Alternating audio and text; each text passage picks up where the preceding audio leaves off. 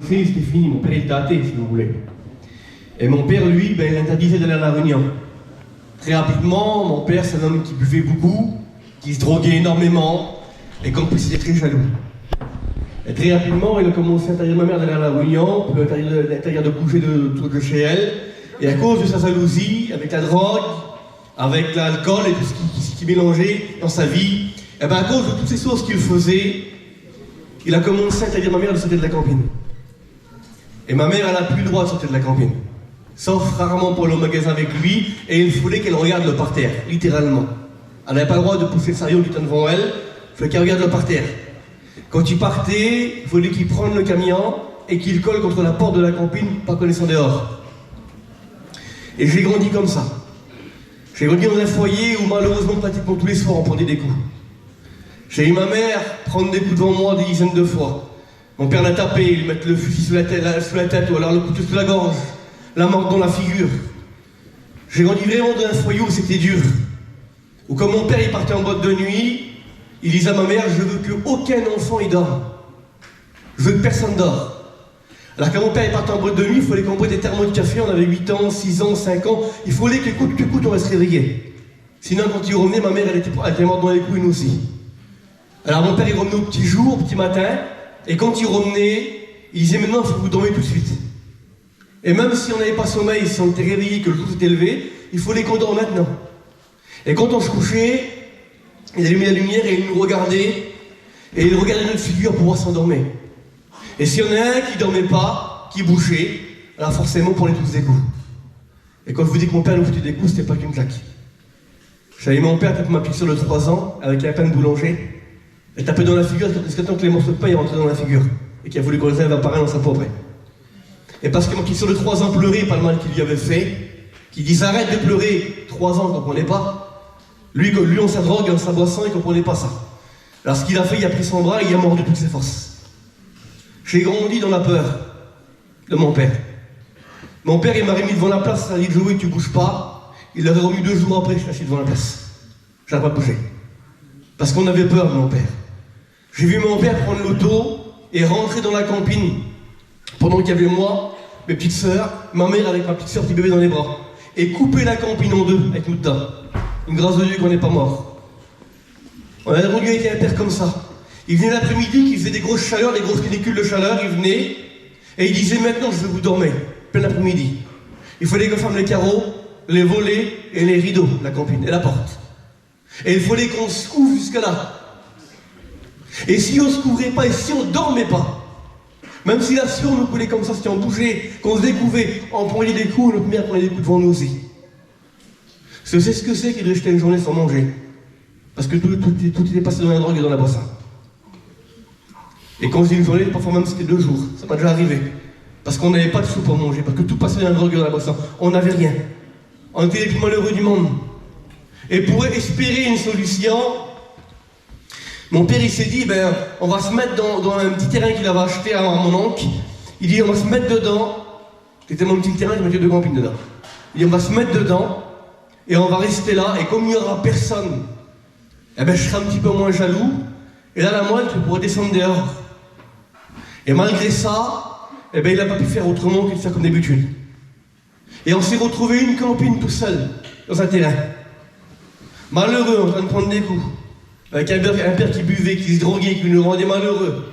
Et nous, vous savez ce qu'on disait le soir, quand mon père il revenait pas, et qu'il était 4h du matin ou 5h du matin, on se disait pas, quelle peur, il n'est pas revenu.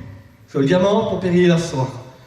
À l'époque, on se disait, maman, tu parles que papa serait mort. Quelle bonté, ma mère. Comment qu'on serait bien. Comment qu'on serait délivré. Comment qu'on prendrait plus de coups. Comment qu'on serait différent. Comment qu'on pourrait vivre une vie normale. On disait pas, nous, qu'est-ce qu'on toucherait l'auto, comment que notre vie changerait. On disait, si mon père il mourrait, comment qu'on n'aurait plus la même vie. Et ma mère, elle ne pouvant plus vivre comme ça, elle a essayé une solution. Pas la bonne solution. Pas celle que le Seigneur il offre. Celle que le diable il offre. Et elle s'est dit, vous savez ce qu'on va faire? Elle dit, on va attendre que papa il s'en va, et on va se tuer. Comme ça, on va en finir avec la vie, on va arrêter de prendre des coups, on va arrêter d'être malheureux, on va arrêter d'en souffrir, et j'en passe de tout ce qu'on a vécu. Ce soir, je ne veux pas mettre à l'honneur la souffrance que mon Père nous a fait. Je veux mettre à l'honneur sa délivrance que le Seigneur il a opérée. Et ma mère, là, qui était l'après-midi dans la campine, elle nous a réunis. Il y avait moi, mes petites sœurs, et ma sœur Daisy, à l'époque, était la plus vieille, elle avait 15 ans. Elle a dit, ma mère était là, elle a pris les médicaments pour qu'on se tue. Elle a dit, ma mère, elle dit, je vais pas mourir maintenant. Elle dit, ma mère, j'ai 15 ans. Et je suis jeune, ma mère, je suis comment? Ma mère, elle a dit, ma fille, on est des morts vivants. On n'a pas de vie. On est tout seul, on est malheureux, on vit dans la misère. Au moins, ça va s'arrêter comme ça. Et ma sœur, elle a dit, ma mère, tu me parlais qu'il y avait un Dieu. Tu me parlais qu'il y avait un Seigneur qui était capable de songer les cœurs et les vies. Que le réveil s'était fait chez vous, que Dieu pouvait transformer toutes les situations. Alors ma mère a dit, prie le Seigneur que Dieu fasse quelque chose. Et elle a dit ce mot, ma mère. Elle a dit ce que le diable avait mis dans son cœur et ce que le diable met dans le cœur beaucoup de personnes aujourd'hui. Elle a dit, ma fille, le Seigneur, il nous a abandonnés à nous. Le Seigneur, il nous aime pas. Elle a dit, ma mère, elle a dit, prie le Seigneur. Et si le Seigneur, il fait rien, alors elle a dit, je me tuerai avec toi et on se prend tous avec toi. Et là, ma mère, elle a commencé à prier le Seigneur. Elle a prié le Seigneur pendant 5 jours et 5 nuits, sans dormir, sans manger, sans boire. Elle a dit, oh Seigneur, tu fais quelque chose maintenant, ou tu prends ma vie, et ça va s'arrêter maintenant. Et mon père, qui d'habitude, tu l'aurais vu dans les coups.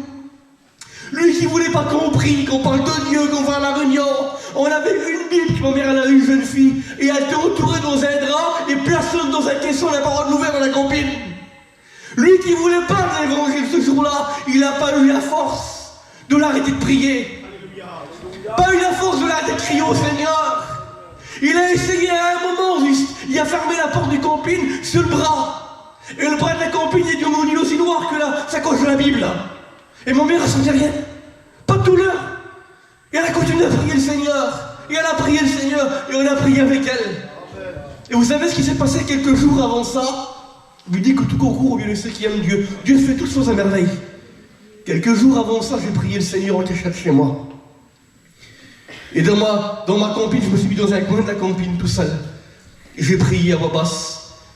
Et j'ai dit, Seigneur, si c'est vrai que tu existes, s'il y a un Dieu dans le ciel qui existe réellement, si Seigneur, je touche au cœur de mon Père, transforme sa vie, j'en ai marre d'être malheureux, Seigneur. Je fais quoi pour vivre comme ça, moi? Si Seigneur, change-le, fais quelque chose, et je serai chrétien aussi, moi. Et dans ma tête, j'étais que j'en demande trop, Seigneur. T'es qui, toi? Ça me disait dans la tête pour demander à Dieu si grand que ça. T'es personne. T'as pas de valeur, t'as rien à apporter à Dieu. Et si, Seigneur, c'est vrai, je vais pas te demander si grand, c'est trop grand ce que je demande. Si seulement tu enlèverais la drogue, s'il ne se droguerait pas, il serait moins méchant, il nous rendrait moins malheureux, il nous taperait moins. Mon père, il me criait pas dessus quand il venait me parler. Mon père, il m'avait appris au regard. Il me regardait méchamment, et avec le regard, il fallait que je comprenne ce qu'il voulait, et je le fais tout de suite. Sinon, ça prenait des coups. Le regard de mon père a glacé ma vie, toute mon enfance. Il m'a jamais pris dans les bras pour me dire, ah, je t'aime mon fils, et moi je dis, ah, je t'aime mon père. J'ai pas connu ça, moi. J'ai connu un père qui me faisait peur, j'ai connu un père qui me faisait peur, excusez-moi. Et là, j'ai dit, Seigneur, je demande de trop. Et là, ça dit, non, tu demandes trop, Dieu, t'es qui toi pour demander ça? Et j'ai dit, Seigneur, si je sais pas, fais un signe pour voir si t'es vivant. Si j'en ai vu seulement une cigarette, que je vois que t'existes. Et après, je demandais plus. Et là, pour la première fois de ma vie, le Saint-Esprit m'a parlé. J'ai écouté une voix dans mon cœur qui m'a dit ce jour-là, ne me limite pas. J'ai dit, Seigneur, Seigneur, je veux que tu brises mon père. Je veux que tu le convertis, que t'en fasses un chrétien, un diacre ou un prédicateur. Et si tu le fais, moi, plus tard, je te servirai, Seigneur. Et quelques jours après, c'est avec ma mère, c'est mis à prier, à prier, à prier. Et au bout de 5 jours, mon père, quand il était devenu folle, il dit, la moi, était devenue folle. Les chrétiens, ils vont venir, ils vont prendre les petits, ils vont les mettre à la danse. Moi, je vais aller en prison et dans une asile de fous. Elle a dit, arrête maintenant, on va faire des efforts, on va... Ma mère a dit non. Elle a continué à prier le Seigneur, à prier le Seigneur, à prier le Seigneur. Et au bout de 5 jours, mon père, il dit, écoute, il dit, moi, la Bible, je vais prier avec toi. Et nous, on ne le croyait pas, on croyait que mon père allait prendre la Bible pour la déchirer. Ma mère, elle avait peur de donner la Bible. Il dit, moi, la Bible, je vais prier avec toi. Ma mère, elle a donné la Bible dans les mains. Et mon père, il dit, il faut prier qui? Dieu ou Jésus? Et ma mère a dit, c'est pareil, que tu prennes l'autre, c'est pareil. Mon père, il a prié le Seigneur, il a dit quelques mots, comme tu peux le faire ce soir. Pas des grands discours, pas des grandes prières, quelqu'un qui ne savait pas prier. A dit au Seigneur, Seigneur, si tu changes ma vie, si tu me délivres, je marcherai avec toi. Mon père, il a ouvert la Bible, il a lu un verset, un seul verset. Et mon père a commencé à pleurer. Et moi, qui avais toujours connu un père froid, un père méchant, un regard qui faisait peur, je voyais des larmes dans la figure de mon père. Et il pleurait tellement qu'il n'arrivait plus à parler, il n'avait plus articulé, il pleurait, j'en ai eu peur. Je dis, maman, il a quoi le papa? A dit, laisse, le Seigneur est en train de changer sa vie. Et à ce moment-là, mon père, quand il a pu articuler les premiers mots qu'il a dit, il a dit, demain, on va à la réunion. Et ce jour-là, mon père a été brisé par le Seigneur. Non seulement la drogue, la cigarette, mais toute sa vie, les passions, les courses de cheval, tout a changé dans sa vie. Et vous savez ce qui s'est passé? Mon père est devenu chrétien. Il est devenu diacre de l'église de Châtellerault. Et moi, aujourd'hui, je sers le Seigneur. Quand un malheureux crie l'Éternel, il l'entend. Et il le sent de toutes ses détresses. Et ce que Dieu a fait pour mon père, j'aimerais que tu comprends qu'il peut faire pour toi ce soir, Seigneur. Même si tu ne sais pas prier, même s'il n'y aurait qu'un verset qui va te parler ce soir, Dieu peut bouleverser ta vie. Dis amen. Dieu peut bouleverser ton cœur, parce que le Dieu qu'on a, il est vivant, il est tout puissant, et il a pour bénir ce soir. Que Dieu vous bénisse. Gloire à Dieu pour ce que Jésus est capable de faire.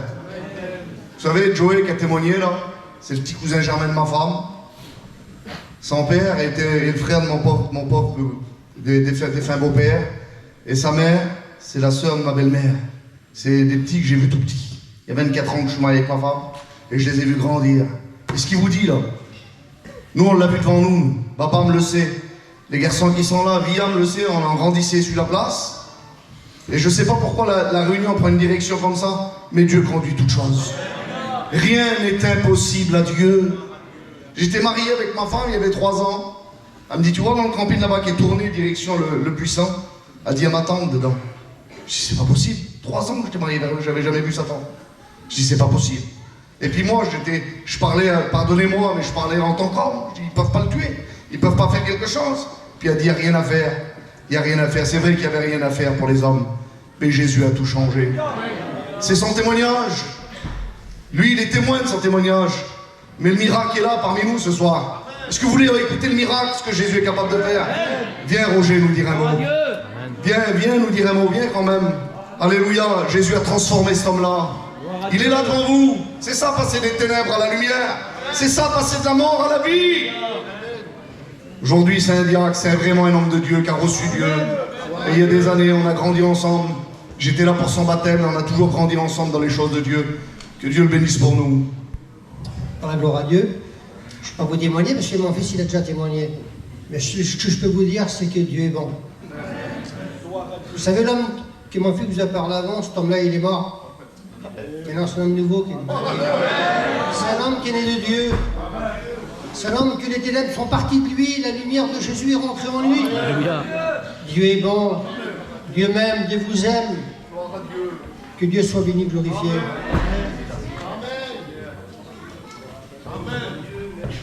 On va appeler Franck. Bien. On va dire un mot. Et après on va chanter un cantique, le dernier cantique avec les serviteurs.